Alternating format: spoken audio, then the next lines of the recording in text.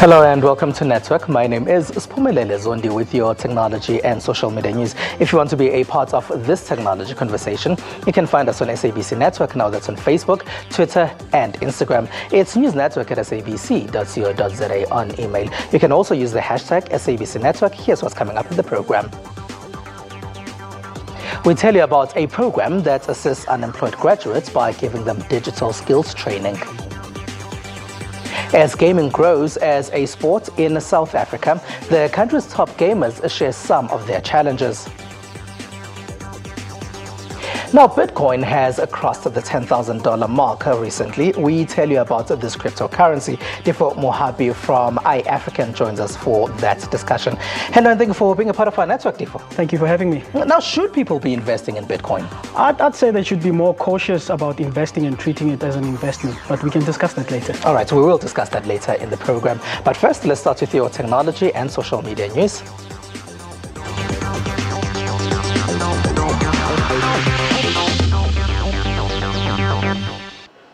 Now, you'd hear a lot of graduates saying that they can't get work because they don't have relevant experience. OutSystems SA has decided to take unemployed graduates. They give them skills in software development. Following an intense 6 months on-site training program, the 2017 class of OutSystems SA Skills in Software Development Initiative drawn to a close at a graduation ceremony in Johannesburg. It's a 6-month internship program where we've taken graduates or people with IT diplomas. So we need people that understand systems in the most basic form, and we train them to build systems, enterprise-grade systems, using the OutSystems platform in 6 months. The program provides unemployed graduates across the country with work experience and technical training. We look at people that can't find work, okay, or that have some experience in IT. We've had a lot of success with finance graduates even, so not just IT graduates. So anyone that can understand systems in its basic form, so whether that's, in terms of just things like Excel and databases, or whether it's just from a pure finance point of view, anyone that's had systems experience, we can train and we can teach them to build enterprise-grade web and mobile solutions.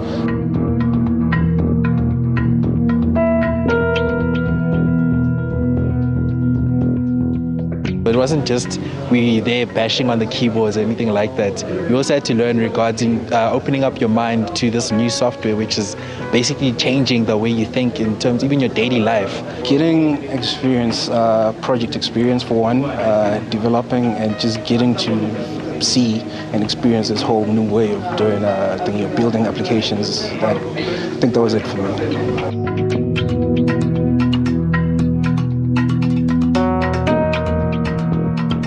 Life-changing is one word. I'd say awesome. OutSystems SA launched its internship program in June this year, targeting IT graduates with a 3-year diploma or degree. 4 other programs will run in 2018 with 6 interns for each session.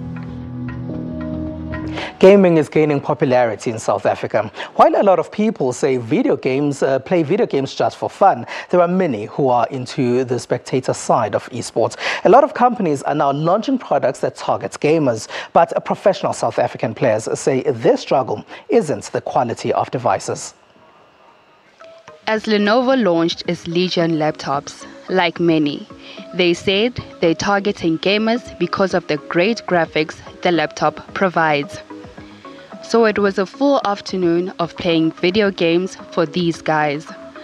The room was also packed with spectators. We want to show the gamers and the spectators as well that there's actually something worth watching here in esports. Dota is one of the more difficult games to understand. So Metal States has gone to Tech and Lenovo, and we've asked them, well, let's try and do something a little bit low level where we can try and teach the guys and get them to understand more about Dota.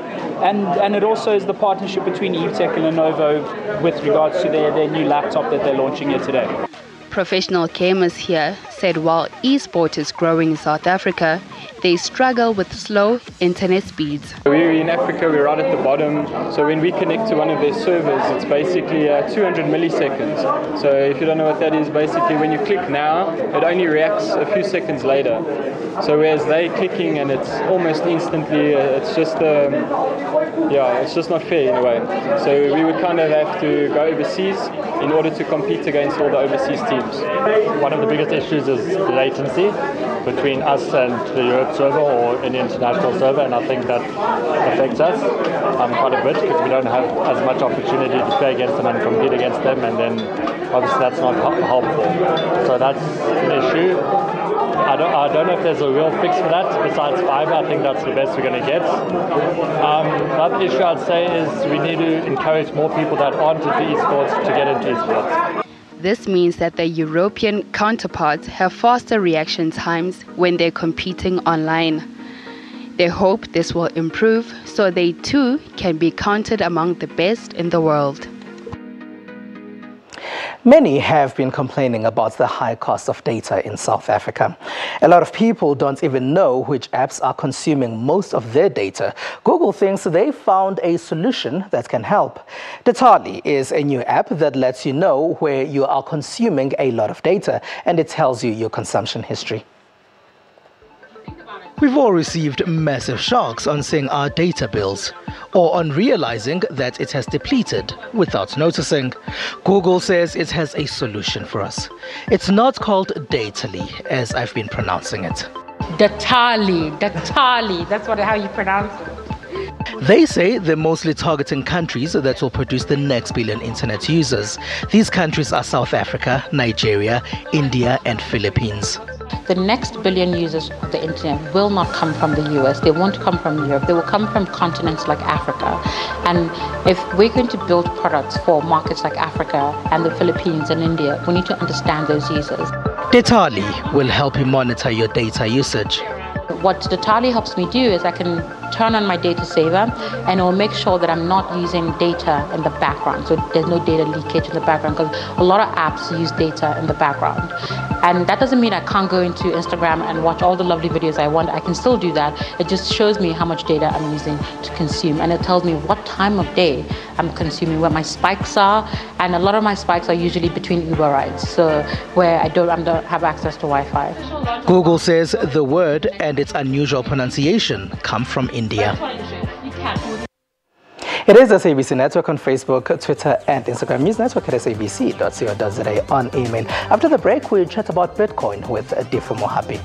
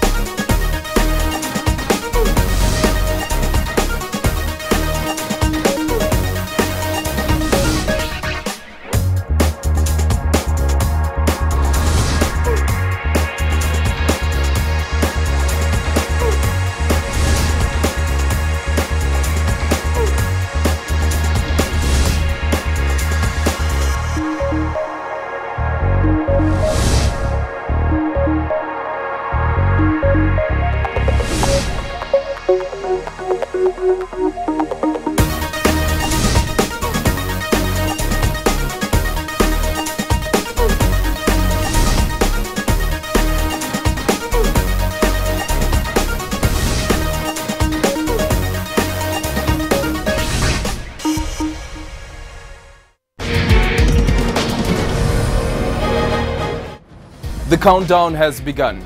The ANC decides on leadership and policies. Branches are stolen, they are rigged, BGMs are not convened properly. We're offered, not in words or in numbers, but we're offered some small something in return. Join the debate. The radical economic transformation is not just a rhetoric concept. It is all about free and quality education. I'm Aldrin Simpier on this special assignment this Monday, 9 p.m. on Channel 404.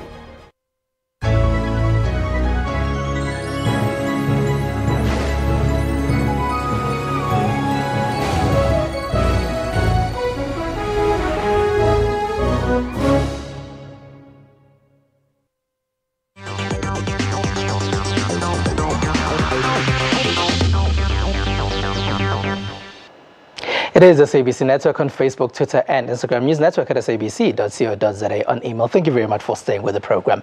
Now, Bitcoin would have cost you more than $11,000 briefly recently before dropping again when it was just in the hundreds of rand. Some said it was a short bubble that would pop.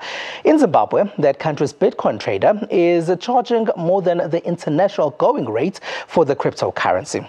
In fact, it's almost double what it is in other countries. But Zimbabwe has hard cash currency shortages. The US dollar also costs more in the black markets there. The country uses several currencies, including the dollar, which is the preferred currency by many. Bitcoin is gaining popularity with those that can afford it there, and they are seen as a more stable alternative in Zimbabwe. Now, to further this discussion, I'm now joined by Tefo Mohapi from iAfrikan. Hello, and thank you for being a part of our network, Tefo. Thank you. Good evening. Well, Tefo, if you can just start by telling us what Bitcoin actually is, because there's a lot of confusion there. Sure. It's several things. Firstly, it's a currency, which, like any other currency, can be used to buy goods. But it's also a decentralized currency. What that means is that there is no central reserve bank like we have in South Africa that will print and issue money. With Bitcoin, you've got a distributed network of computers, which you can set up as a node, but it's not economical at this stage. You can set up a node to mine Bitcoin or to act as a node to validate transactions that happen on the Bitcoin network. What it also is, and you probably hear a lot of talk about the blockchain. What the blockchain simply means is you split the word into two. You get a block, which is a group of transactions at any one point that are grouped together into a block. And to make the blockchain, they just literally chain together. And that's distributed across all the ledgers on all the computers on the Bitcoin network. So if there is no central system that governs it, then who determines the price? It's like any market. So we as people who trade Bitcoin, me, you, anyone else, determine the price. It's like trading any other currency on the market. So I come and say, I've got one Bitcoin, I want to sell it at $10,000. You respond and say, no, I'll only buy it at $9,500. And we go back and forth like that. And there's a lot of worry at the moment because some people think that it's a Ponzi scheme. And you're saying it's not that. It's not a Ponzi scheme. I think we first need to understand what Bitcoin is. I think there's a lot of education that needs to go into that. And for starters, people should go actually to bitcoin.org, which is the website that was started by the mysterious Satoshi Nakamoto, who started Bitcoin. It's not a Ponzi scheme in a sense that nobody owns Bitcoin. There is no central body. There is no central group of people that own Bitcoin, that develop Bitcoin. It's a community as such in terms of the technology itself that makes decisions on what needs to happen next in terms of features. But then you get a lot of people nowadays who are advertising themselves online as people who can train people on how to invest in Bitcoin. Is that legitimate? I cannot lend an opinion as to whether it's legitimate or not, but what I can say for normal lay people is your starting point would literally be the information is free. Go to bitcoin.org, read up on that. You'll understand both from a technical perspective in terms of what the blockchain is and how Bitcoins are mined. And you'll also understand from the currency side in terms of a layperson how you can trade and use Bitcoin in day-to-day transactions and which merchants accept Bitcoins. They became infamous when it was revealed a couple of years ago that some people are using Bitcoin to buy drugs and other illegal substances online in the dark web. You're saying it's not so bad. It's not the only thing you can get with your Bitcoin. Look, every currency has been used to do bad things. The rand, as we know, is being used in all sorts of nefarious purposes, drugs as well, and etc. But nobody comes around and says we need to ban the rand or ban the dollar, irrespective of how it's being used. So like any other currency, there will be good use of it and there will be bad use of it. Is Bitcoin the only cryptocurrency there is in the world? Oh no, there's literally new cryptocurrencies popping up every day, literally. But Bitcoin has been, I think you can call it the father of cryptocurrencies, if you can put it that way. And it's been the long-lasting one. It's been the one that's been around the longest. And it's got a very strong community in terms of developers. But what makes it very interesting and likely to last, in my opinion, in the long term, is one, it's decentralized and that there's no central body that controls Bitcoin. With the most, if not all, of the cryptocurrencies that are coming out, you'll find that there's a group of people who started it and they want to be known and they market it, etc., etc. Where areas you look at Bitcoin, you never see somebody marketing Bitcoin. It literally is like a currency. When the program started, Tefo, I asked you if people should then go ahead and invest in Bitcoin. Because if, let's say, earlier in the week, I had bought a Bitcoin and I would have had something worth 11,000 Rand later in the week, but then it dropped again. I really wouldn't advise people to treat Bitcoin as a speculative investment, because, as you say, it's very volatile. So in a day, I mean, we've seen fluctuations either side, positive or negative, of anything 40% or even more, depending at which period you look at. So I wouldn't say people must treat it as an investment. I'd actually advise against that, but I'd ask people to actually learn a little bit more, like any investment, and try and understand it first, what Bitcoin is beyond the currency, beyond the speculation in terms of as a financial instrument or investment. Try and understand what Bitcoin actually is and the potential it has to improve our lives day to day, and then go from there. What can I buy with it? Anything. Let me give you a few examples. There are merchants that accept Bitcoin in South Africa and internationally. There are more outside South Africa that accept Bitcoin. But the beauty about it, let's take South Africa, for instance. There's an exchange, a Bitcoin exchange called Luno. So they allow you to take your Bitcoins and convert them into rands. So with that, obviously, that means you can buy anytime with your rands from Bitcoin until more merchants accept Bitcoin across the country. And with, I know there are ATM machines now where you can actually withdraw hard currency and exchange. Are these available all over the world? Are they only in certain parts of the world? I don't know of any that are available in South Africa, but I think there are some in the US, in Europe as well, and Asia, a lot of them in Asia. So, but I'm not aware of any. But as I say, there are exchanges like Zimbabwe, you've got Golix, which allows you to convert into local currency or buy in local currency, or in South Africa using Luno to convert into local currency. Yeah, unfortunately we have run out of time, but thank you very much for being a part of our network, Tefo. And we caught up with a sports journalist, Thabiso, and he told us what his favorite piece of technology is. Hi, my name is Thabiso Sitole. My best piece of technology is my mobile. Why? Besides the fact I'm always connected. Yeah, I'm always connected. Nothing passes me by. As a sports journalist, first thing you need to do, catch up on news every day, speak to people every day, and if you do not for the phone, something always makes for being in the mind. So thank you for ever came up with a cell phone.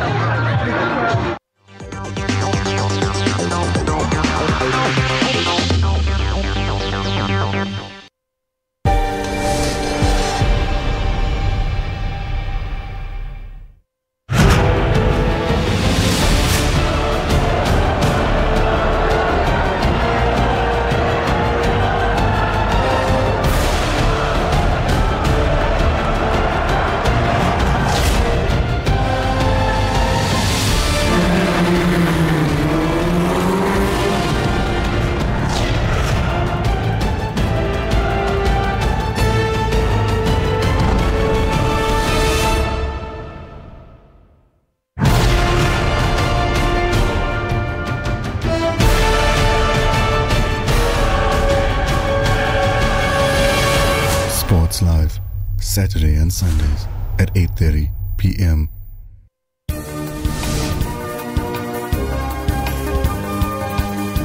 News, business, sports and weather from local and around the globe here on News Today. It was important for me to nip all of these issues in the bud as they appear, so that we can give the assurance to the holders of pensions. South Africa has more than 24,000 plant species which can be used to generate income for her citizens. People believe that we as Africans have very little to offer the world in terms of science and technology. The 24-year-old was the last rider to be caught after a break of more than 180 kilometers in Sunday's men's elite race at the World Road Championships in Bergen, Denmark. Smith is also the African Road Race Champion, the South African Race Champion and the South African Time Trial Champion. Tune in to News Today every Monday to Friday from 3 to 5:30 p.m.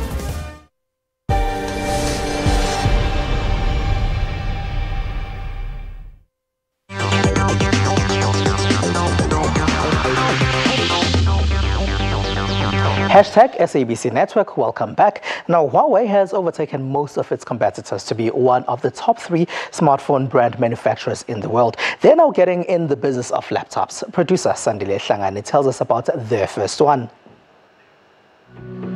Chinese tech giant Huawei has unveiled its first ever Windows tablet aimed at professionals that would otherwise buy a Microsoft Surface Pro 4. Huawei has been in mobile phones and leading in terms of innovation for a number of years now. We rank amongst the top 3 in the world. So we have the technology capability, we have the innovation, we have the R&D capability and capacity to be able to do this. And we looked at the PC market and we found that innovation has been stagnating for a while. I mean, if you are using a smartphone, you know how quick this kind of technology changes. It happens every few months. But on the PC space, you can have a PC that's 1 or 2 years old and it still has the same stuff, and if you buy a new one, there's not much difference. So we looked at it and said, how can we take our capability, how can we take these unique functions that are reserved mainly for phones and now take the best of a PC and the best of the phone, put them together to create a new user experience. And I think that is why we are trying and putting our hands into the PC market. Huawei says while there are similar products in the market, theirs is very light. What we are trying to do here is we're trying to keep it fashionable, of course, and yes, people relate that to Apple as well. We want to make it ultra portable, we want to make it look good, we want to have the performance, but I think Apple is more around the ecosystem and its software. Like you just witnessed, we are using Microsoft and we partnered with Microsoft and they endorse this product. What we are focusing on is hardware, because that's where our strengths lie. Apple goes onto iOS platforms, the App Store, and actually that's what their strengths are. And we are saying our strengths are hardware and we can offer a better hardware experience than anyone else. While this is a first for Huawei, one blogger says she is confident Huawei is on the right path. I quite like it. I really enjoy, as a woman, the rose gold color of it. So it kind of fits in seamlessly with the fashion trend that's going on. It's really, really thin, so it's easy to carry around, and it's also very light, so it doesn't take up much space. I think they're targeting the youngsters, mostly the older millennials, and perhaps also the younger Generation Z coming up. The recommended price is just under 20,000 Rand. Google uses new technology to preserve ancient Mayan culture, and GM shows off its new self-driving cars. These are some of the top tech stories from the last week.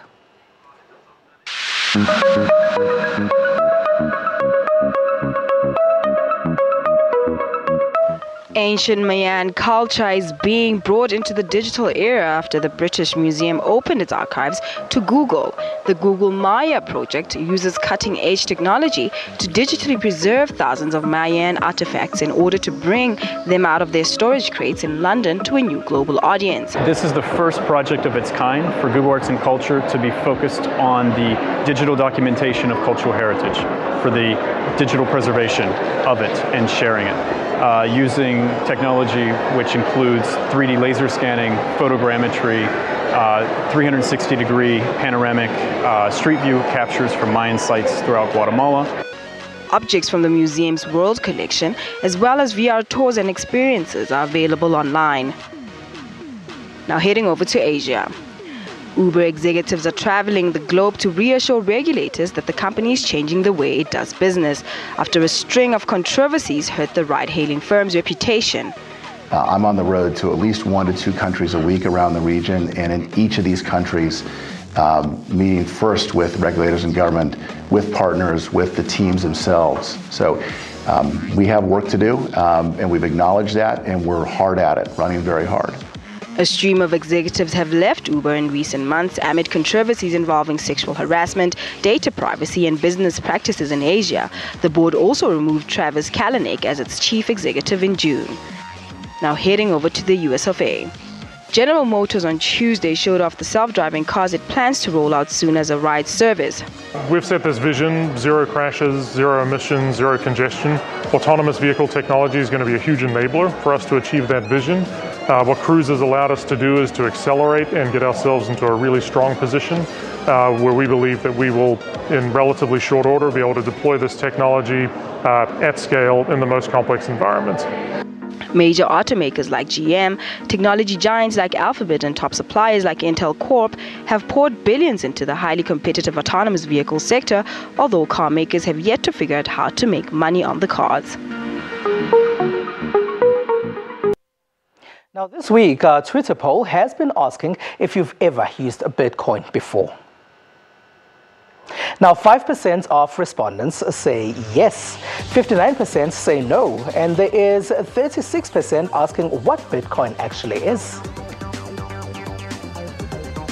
And that's all we have for you. Find us on SABC Network. Now that's on Facebook, Twitter, and Instagram. News Network at sabc.co.za on email. We leave you with visuals of an auto show held in Los Angeles in California in America. From me and the rest of the network team, have a good one. Bye-bye.